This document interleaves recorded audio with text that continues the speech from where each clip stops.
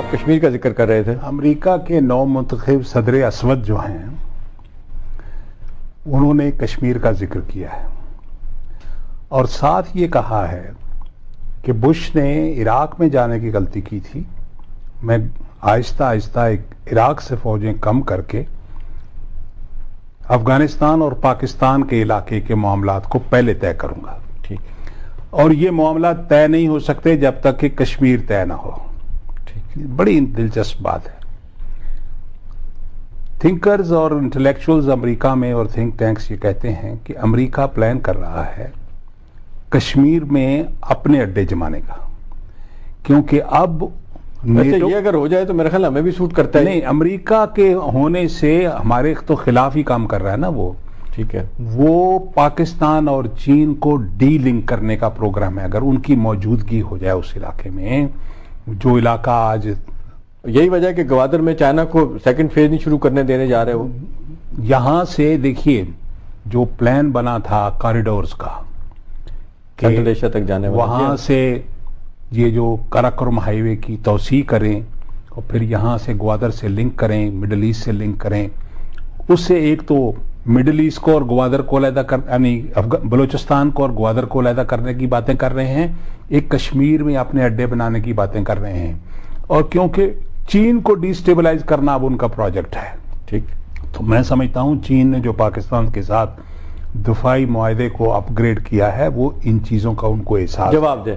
جی ظاہر صاحب آپ کی طرف آتے ہیں. دو چیزیں پوچھنا چاہوں گا. ایک تو ہم دیکھ رہے ہیں کہ مسلمانوں میں بڑا ریپڈ ریڈیکلائزیشن ہے، خاص طور پہ برطانیہ میں جس انداز میں دیکھا جا رہا ہے. دوسری طرف ہمارے تھنک ٹینک، ہمارے اخبارات اب یہ کہہ رہے ہیں، ایڈیٹوریل کل دیکھیں اخبارات کے، تو یہ ہے کہ جی اپنے گھر کا جو میس ہے اس کو کلیئر کرنے کی ضرورت ہے in terms of removing all these jihadis اور یہ جو سارے ہیں.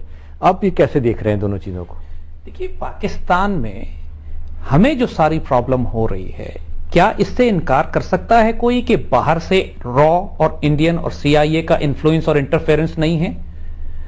آپ اسلام آباد میں امریکن ایمبیسی کو دیکھیے، یہ ایمبیسی نہیں ہے، ملٹری گیرزن ہے، ملٹری فورٹ ہے. اس کے اندر دنیا کا سب سے بڑا سی آئی اے ہیڈ کوارٹر یہاں اسلام آباد میں قائم ہوا ہوا ہے. پاکستان کو ان سب چیزوں کو ریشنلائز کرنا چاہیے کہ اتنی بڑی سی آئی اے کی پریزنس اسلام آباد میں کیا کر رہی ہے. We need to cut them down to size first. کیسے کر سکتے ہیں جی؟ مطلب یہ ہاں the question یہی بات ہے. تو نہیں کر سکتے ہم. دیکھیے اب یہی بات ہے، پہلے ڈائگنوسس کریں، سولوشنز بہت نکل آئیں گے. ڈائگنوسس یہ ہے کہ آپ انڈین انفلوئنس پاکستان میں کم کیجئے، جس کے لیے ظاہر ہے ان کی پینیٹریشن ہمارے سندھ میں بھی ہے اور ان کی پینیٹریشن ہمارے ٹرائبل ایریاز اور بلوچستان میں ہے. یہ ہمارے ویک ایریاز ہیں جہاں پہ یہ زیادہ پینیٹریٹ کر رہے ہیں. اور ایک ایگریسو فورن پالیسی اور انٹرنل سیکیورٹی پالیسی کی ہمیں ضرورت ہے. چیزیں مینج کی جا سکتی ہیں، اس طرح مینج نہیں کی جا سکتی جس طرح اس وقت اسلام آباد میں حکومت چلائی جا رہی ہے، جہاں پہ انیکشن ہے اور پسپائی ہے اور ٹو بی آنےسٹ پاکستان کی ڈگنیٹی اور آنر کا آکشن ہے، نیلام کیا جا رہا ہے. اس طرح تو معاملہ نہیں چلے گا. لیکن اگر یہ حکومت، ابھی پارلیمنٹ کا اجلاس جاری ہے، اگر یہ کوئی جینوئنلی سیریس فیصلے کرتے ہیں اس کے اندر، جو وچ آئی ڈونٹ تھنک یہ نہیں کر پائیں گے، اس لیے کہ ان کا مینڈیٹ ہی نہیں ہے. ان کا مینڈیٹ یہ ہے کہ کوئی فیصلہ نہ ہونے. جن کا مینڈیٹ ہے آپ کے خیال میں وہ کچھ کریں گے؟ مینڈیٹ اس وقت پولیٹیکل پارٹیز خاموش ہیں. فار سم ریزن جتنی بھی اپوزیشن پارٹیز ہیں وہ اس وقت نہ تو قوم کے ساتھ، قوم کے مزاج کے ساتھ چلنا چاہ رہی ہیں، نہ حکومت کا ساتھ دے رہی ہیں. حکومت کو پوری کھلی چھٹی ہے کہ جو یہ چاہتی ہے کرتی ہے، اور اس کے فیصلہ کرنے والے بھی سارے ان الیکٹڈ لوگ ہیں.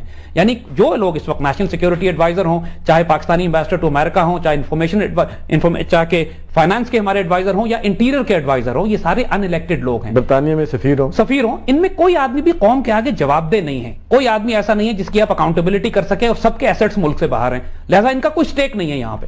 لہذا یہ تو سب سے انتہائی خطرناک سچویشن بلڈ ہو چکی ہے اس وقت کہ اگر اس وقت اس حکومت نے ہوش کے ناخن نہیں لیے تو مجھے لگ رہا ہے کہ شاید یہ فورس کریں لوگوں کو سڑک پہ آنے کی، اور لوگ فورس کریں فوج کو یا دوسرے سیاسی تحریکوں کو ان کے خلاف کوئی سول ڈس اوبیڈینس موومنٹ شروع ہو جائے، یا پھر فوج براہ راست ایک داخل ہو کے سول ڈس اوبیڈینس موومنٹ کے نتیجے میں فوج آ کے دوبارہ سے تختہ الٹ دے. سچویشن اب بہت کریٹیکل ہو گئی ہے داخلی طور پر.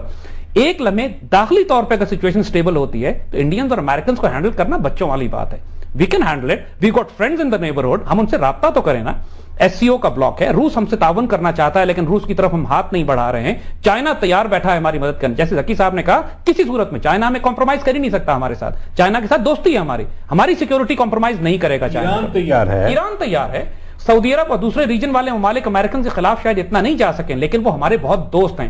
اگر ایک سٹیبل گورنمنٹ ہوتی ہے یہاں پہ تو وہ ہر طرح کی فائنینشیل بڑی خطرناک بات اس سینس میں کی جا رہی ہے کہ جو خطرناک بات کہیں یا وارن کرنا کہیں، جس انداز سے ایسا بات کر رہے ہیں، آپ سمجھ رہے ہیں کہ حالات اس طرف جا رہے ہیں. اب ہم دیکھ رہے ہیں اکنامک فرنٹ پہ ٹوٹل کلیپس ہو چکا ہے، جو ہمارے حالات ہوتے چلے جا رہے ہیں. دیکھیے جی، عام آدمی جو پریشان تھا اس نے تو ریئیکٹ کیا کہ بھئی یہ ملک کی ساورنٹی کا سوال ہے، وہ چاہتا کھڑا ہو جائے. لیکن حکومت جس انداز سے فیصلے کر رہی ہے، کہیں لگ نہیں رہا کہ حکومت کچھ کرنا چاہتی ہے. آپ امریکہ سے ڈرتے ہیں. امریکن کولیپس، جو اکنامک کولیپس امریکہ کا ہوا ہے، آپ اس کا اندازہ نہیں لگا سکتے. اب کہتے ہیں $20 ٹریلین کا نیا ان کے پاس آنے والا ہے. امریکہ کے اس کی جی ڈی پی 15 ٹریلین کی ہے، جو کہ دنیا کی کوئی 24% ہے. لیکن امریکہ کی لائبلٹیز اس وقت 53 ٹریلینز کی ہیں، اور ان کے بینکوں کی جو حالت ہوئی ہے. لیکن دھونس داندنی کی زبان تو آج بھی بش صاحب کہتے ہیں جس پہ ہم نے کرنا ہوتا ہے. دھونس داندنی اس لیے کہ امریکہ نے 711 بلین کا ڈیفنس بجٹ رکھا ہوا ہے، 711 بلین کا. اگلے جو اس سے نیکسٹ 7 ملک ہیں، جس میں چین، روس، انگلستان، جرمنی، فرانس، جاپان، ان سب کا ملا کر وہ ان امریکہ کے ڈیفنس ایکسپینڈیچر سے تقریباً نصف بنتا ہے، ان 6-7 کا ملا کر. ٹھیک. تو اس لیے وہ بالکل گنڈا گردی کی پالیسی ہے کہ طاقت، لیکن وہ طاقت بھی اب کولیپس کر رہی ہے. روس نے جو جارجیا میں کیا ہے، وہ امریکہ کو پروب کرنے کے لیے، دکھانے کے لیے کیا ہے کہ تم اب وہ بات نہیں رہے جو ہمیں روک سکو. یوکرین نے تو سارا اپنا نیوکلیر ارسا امریکن کو دے دیا. تو دوسری چیز یہ ہے کہ جو یوکرین میں اور جارجیا میں اور کرگیزا میں انہوں نے تبدیلیاں لائی تھی روس کے دوستوں کو ہٹانے کی، وہ ریورس ہونے جا رہی ہیں. ٹھیک. اور جو امریکہ نے بات چیت طالبان سے شروع کی تھی، وہ کیوں کی تھی؟ کیونکہ روس دوبارہ شامل ہو گیا ہے افغانستان کے قضیے میں. ٹھیک. تو اس لیے اب وہ پریشان ہیں.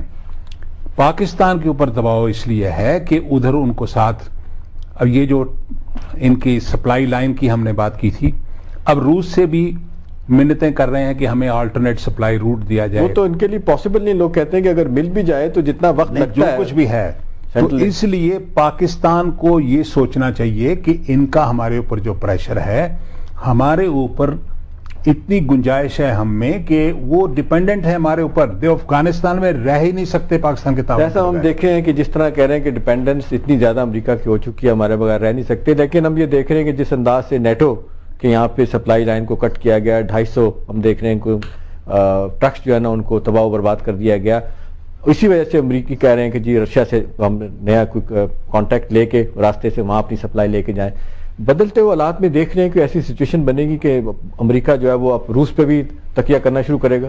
دیکھیے، روس تو چاہتا ہے کہ امریکہ افغانستان میں جائے اور پھنسے، لہٰذا روس تو کہہ رہا ہے کہ پرانا بدلہ اترے. وہ تو کہہ رہا ہے کہ میں آپ کو کوریڈور دیتا ہوں، آپ یورپ، ایسٹرن یورپ کے تھرو آئیے اور ترکمانستان اور روس کے تھرو ہوتے ہوئے آئیے اور افغانستان میں.